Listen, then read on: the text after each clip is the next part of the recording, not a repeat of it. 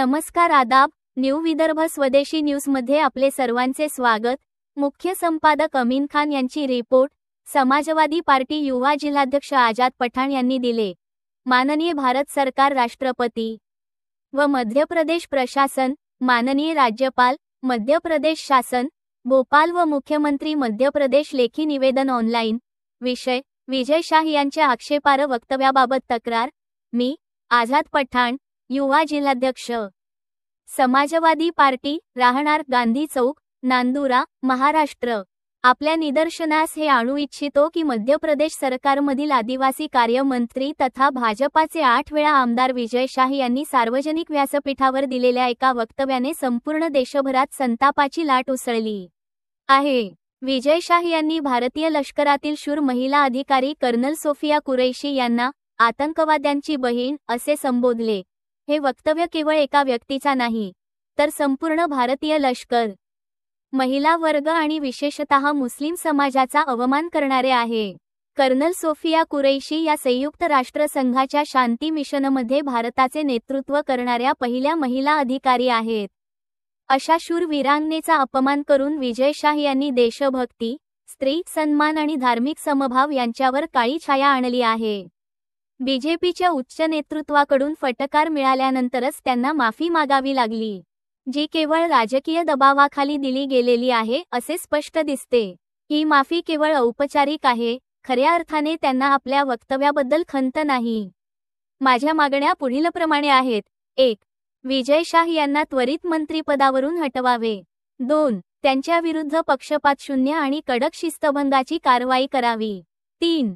Colonel Sofia Qureshi यांच्यासह देशातील सर्व महिला सैनिक आणि मुस्लिम समाजाची जाहीर माफी मागावी। देशाच्या एकतेला बाधा पोहोचवणाऱ्या आणि धार्मिक तेढ वाढवणाऱ्या अशा वक्तव्यांचा आम्ही तीव्र निषेध करतो। सरकारने यामध्ये तत्काळ आणि कठोर पावले उचलावीत ही नम्र विनंती।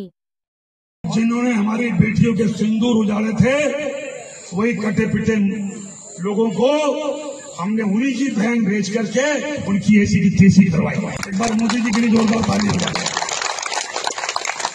उन्होंने कपड़े उतार उतार के हमारे हिंदुओं को मारा और मोदी जी ने उनकी बहन को उनकी ऐसी की तैसी करने हमारे जहाज से उनके घर गए। अब मोदी जी कपड़े तो उतार नहीं सकते थे, इसलिए उनके समाज की बहन को भेजा कि तुमने हमारी बहनों को अगर विधवा किया है तो तुम्हारे समाज की बहन आके तुम्हें नंगा करके छोड़ेगी।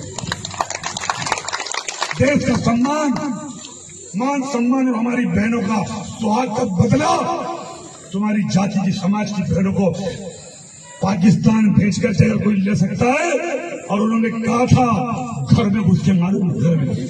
मैं मुसलमान हूँ मगर पाकिस्तानी नहीं। मैं मुसलमान हूँ मगर आतंकवादी नहीं। आतंकवादियों का कोई धर्म नहीं होता।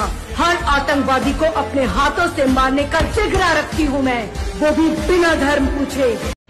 अब मैं आपको बताना चाहती हूँ कि पाकिस्तान के एक प्रेस कॉन्फ्रेंस में ये बात की गई थी कि उनके सीनियर मिलिट्री ऑफिसर्स, जो कि पूरी तरह से ये भ्रामक है और तथ्यों से दूर है, कि पाकिस्तान की ओर से ये झूठा आरोप भी लगाया जा रहा है कि भारतीय सेना ने मस्जिदों को नुकसान पहुंचाया।